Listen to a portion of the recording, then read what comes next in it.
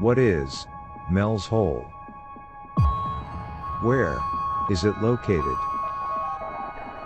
Who is it named after?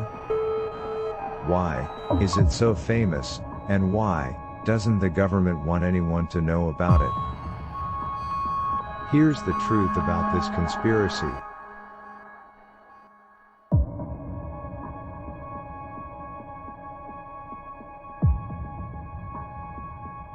According to what has been observed and reported, Mel's Hole is located somewhere in Menashtash Ridge near Ellensburg, Washington. Nobody knows where it came from, when it was created, how it came to be, how deep it is, or anything else about its origin. What we do know is that it has been there for at least 100 years. It is 9.5 feet in diameter, it is at least 4,500 feet deep, and maybe deeper than 80,000 feet. For several years, at least during the 80s and 90s, it was used to dispose of trash, unwanted furniture and dead animals. One of those dead animals, according to its owner, came back as a ghost that now lives in the surrounding habitat. The dog has revealed itself at times to its owner while on hunting trips, only to run off in hiding. Despite large items including refrigerators, televisions, and dead cattle being dumped into the hole, it has never filled up, leaving those residing on the surrounding properties to wonder about whether the hole even has a bottom at all. Now, why is it called Mel's Hole? The first person to make knowledge of this hole public was a man that called himself Mel Waters. On February 21, 1997, Art Bell took a call from this man on the radio show Coast to Coast. Art was eager to have Mel share his reports of the hole after receiving fax letters regarding the hole for a short time prior to the scheduled radio interview. All of the information known about the hole started with this call. Some of the details he shared, like the 80,000 feet plus depth of the hole, or the resurrected hunting dog, seemed to many implausible. Impossible even. However, the delivery of the story was incredibly simple. Mel specifically mentioned not wanting to attract too much attention to his life, identity or property, and mostly spoke of his experience as a fisherman, the skills from which he applied to the hole in an attempt to measure its depth. He even specified that the story of the resurrected dog was only shared with him by his neighbor and that he had not witnessed it himself. He also seemed to constantly use the term hit bottom when explaining that he couldn't seem to get the weight at the end of his fishing line to reach the bottom of the hole.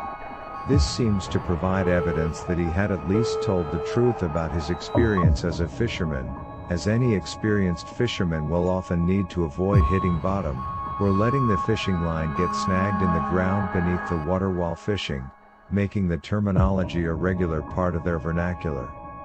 This suggests at least some consistency in his story.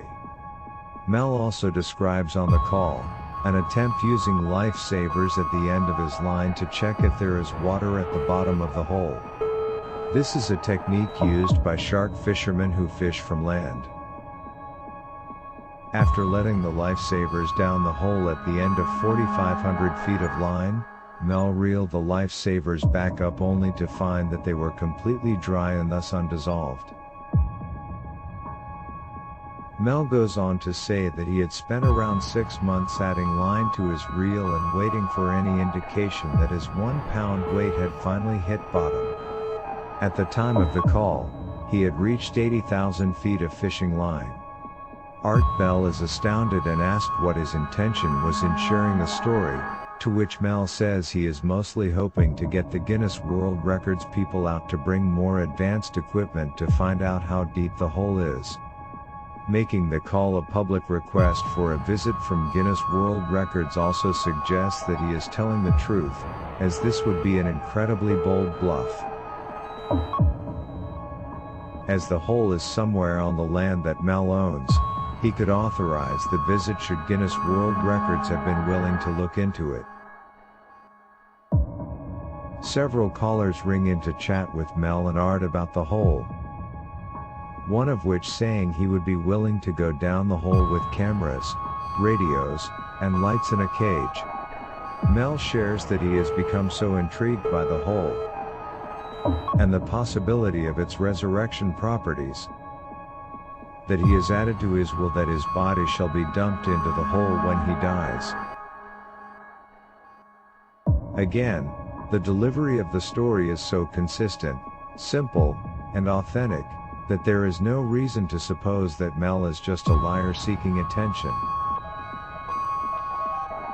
Art asked him what made him obsessed with the hole, and Mel said that he simply became curious why the hole hadn't filled up yet, with so many neighbors regularly using the hole to dispose of items they didn't want to take to a dump. This nearly captures every detail from Mel's first call on Coast to Coast Radio with Art Bell, but the story doesn't end there. About 5 years later, we got some updates from Mel himself. On Tuesday, January 29, 2002, Mel called into Coast to Coast Radio for another interview with Art Bell. On the call, which aired on public radio, Mel shared that the day after the first call, Mel was driving home to his property from an apartment he had taken a short-term lease on to avoid the heavy snow. However, his trip was cut short when he found it crawling with uniformed personnel, claiming there had been a plane crash on his property with 30 ongoing accident investigations. Mel protested, saying that there was no evidence of a plane crash and that the property was his. They then suggested that they could have him put away on drug lab charges, for fear that they would create a false narrative built on the fact that he did have some native medicinal plants growing on the property. Mel then went to the press with the whole situation to try to get his property and the whole returned to him. Now, let's look at the facts. Was there evidence of the military being there? Well, many listeners from the first call had become curious about the hole, and had attempted to visit it, only to find it had been blocked off. While they could not get close enough to the hole to observe what exactly was going on, they did report military equipment, yellow tape, boot prints, and military vehicle tracks all around the property's perimeter. So what happened to Mel? In March 1997, 1 month after the first call on Coast to Coast Radio, and just weeks after Mel had begun talking to the press, the land was occupied by the government, who leased the land from him for $250,000 per month. They asked Mel where he would like to go, and he asked to go to Australia. Mel's wife decided to divorce him, and Mel took their dog with him to Australia without her to work in wombat preservation. Mel lived there happily for nearly 3 years, but eventually needed to return home. But why? And what happened when he got back? Mel was told that because of the unpermitted changes to the property, the land was no longer his, and the monthly lease payments stopped. It was at that time that he decided he needed to come back to the States and see if he could access the hole again. Upon returning to the United States, Mel had scheduled a day to help his nephew move from Tacoma into Olympia, Mel rented the U-Haul truck for the move, and after returning the truck, he planned to take the bus back to Olympia. This is when things got really weird. During the bus ride, there was a staged altercation between undercover intelligence agents disguised as both transient people and police officers. The bus was pulled over, and the agents disguised as police officers started asking Mel for a statement. Mel said he was obviously not involved and had nothing to report that hadn't been observed by everyone else, and that he couldn't miss the bus as it was the last bus back to Olympia. But they told him that they needed him to come with them and that they would take him home in their van. 12 days later, Mel Waters woke up in an alley in San Francisco with a group of homeless vagabonds. He had no recollection of anything between talking to the officers in Washington State and waking up in San Francisco. He had been drugged, the evidence of which was a bandage on his arm, and he found that his wisdom teeth and the rest of his molars had been removed. Now this would sound totally crazy, except that none other than Art Bell himself personally helped Mel Waters by introducing him to a highly recommended dentist that gave him some new molars. And oh, by the way, Art confirmed this on air. But the missing teeth weren't what devastated Mel the most once they had been replaced. Eventually, Mel realized what they were really after. They had also stolen his homemade belt buckle. At this point in his interview with Art Bell, Mel entertains the ideas that the hole may actually be a portal to an alternate reality. The belt buckle being stolen from him was very interesting because he had made that belt with a dime he found in the dirt near the hole.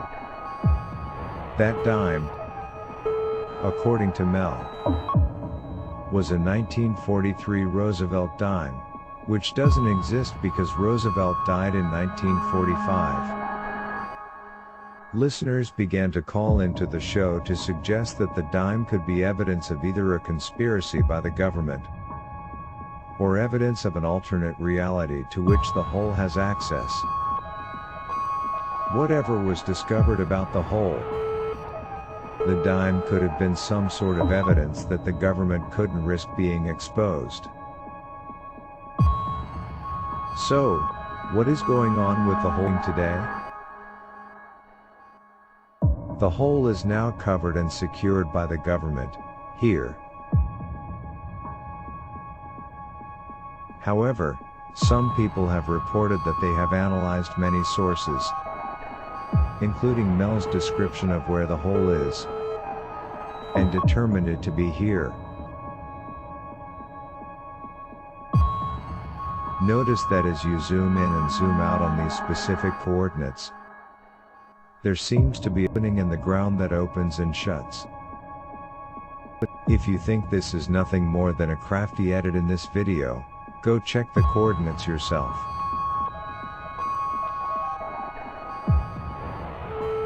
So who is Mel Waters, really?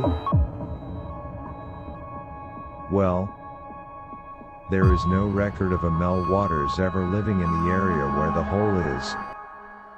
Nor is there a record of any Mrs. Waters working at the local university. However, there was a woman named Mrs. Barnett that worked at the university. This is very interesting as in the first call, Mel briefly mentioned asking his wife to mention the hole to her colleagues at the university, and that none of the professors seemed to care no matter how hard they tried to get them to visit the hole. Even more interesting is that there was also a Mr. Barnett that owned land in the area that the hole is located. Local records show that his land was eventually leased for 3 years in the 90s. which was then returned to his ownership for $0, and then immediately sold again for $35,000. Perhaps this Mr. Barnett was the true identity of the legendary Mel Waters, and Mel was just an alias he used to avoid extra heat from the government. We may never know the truth about the identity of Mel Waters, or what the government did with the whole. But what we do know is that the government doesn't want us to find out.